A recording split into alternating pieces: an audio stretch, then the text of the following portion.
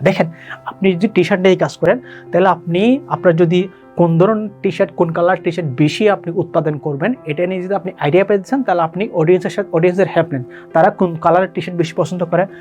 এখন যদি আপনি দেখেন এখানে যদি কেউ লালের মধ্যে, কেউ যদি হলুদের মধ্যে দেয়, কেউ যদি হোয়াইটের মধ্যে দেয়, কেউ যদি ব্ল্যাকের মধ্যে দেয়।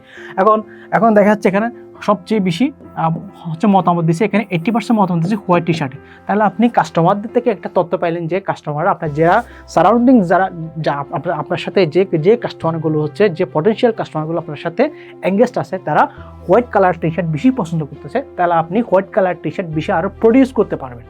বুঝতে পারছেন?